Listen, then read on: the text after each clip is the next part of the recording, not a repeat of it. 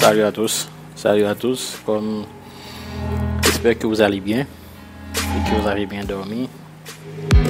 C'était annoncé dans la leçon précédente. Aujourd'hui, nous allons parler des types d'agriculture.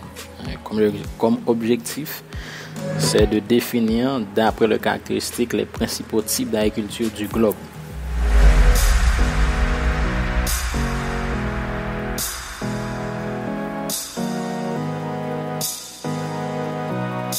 Je répète, nous allons voir aujourd'hui les types d'agriculture, les caractéristiques, les principaux types d'agriculture.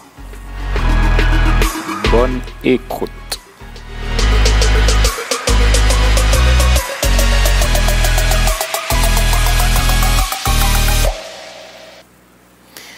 Ok, alors, les types d'agriculture, on va dire deux types. Le monde connaît actuellement deux types d'agriculture. Deux types.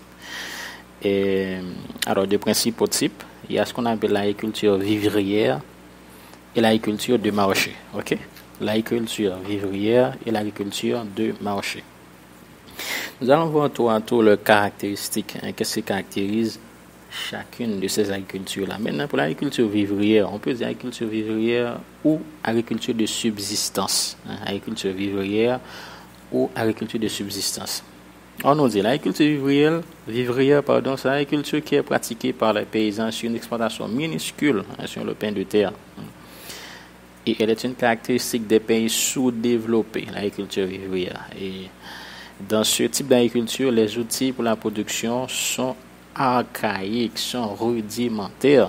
Ce ne sont pas des outils, on va dire, des outils innovés ou de très bons. Mais jusqu'à présent, par exemple, chez nous, on continue à utiliser la roue, machette, serpette, bœuf charrue. Voilà, donc ce sont des trucs, des façons de produire, on va dire, très, très archaïques.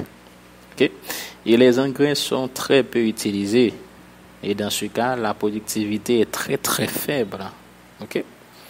Et cette agriculture est dénommée dans les pays sous-développés agriculture de subsistance. Alors, pourquoi subsistance? C'est parce que les paysans qui pratiquent cette agriculture n'arrivent pas vraiment à écouler leurs produits sur le marché national et sur le marché international. Cette agriculture vise surtout la satisfaction du marché local, pas le marché national, le marché local, ok? Et à nourrir, on va dire, les paysans. Et cette agriculture n'est pas mécanisée, l'agriculture de subsistance.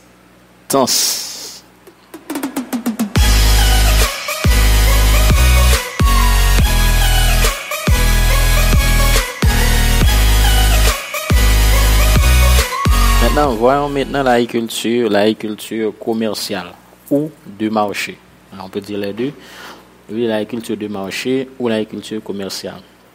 Alors, l'agriculture commerciale, on va voir les caractéristiques.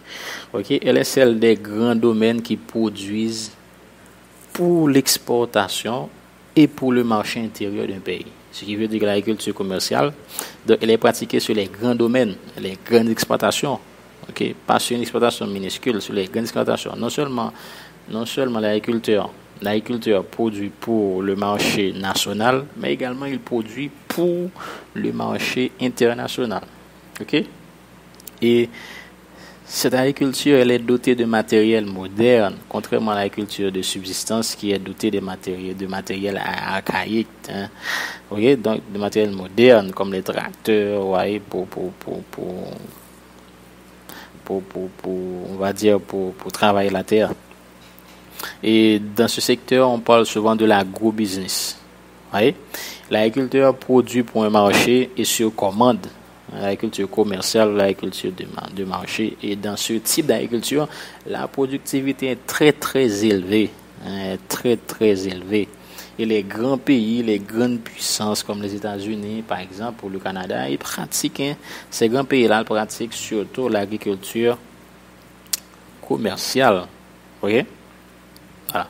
Voilà, donc ce sont ces deux types d'agriculture que le monde connaît actuellement, deux principaux types d'agriculture, l'agriculture vivrière ou l'agriculture de subsistance.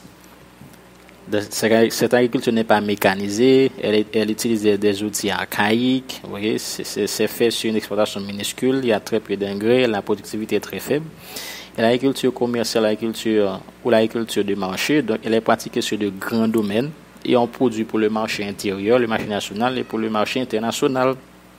Et cette agriculture elle est dotée de matériel moderne. Ouais.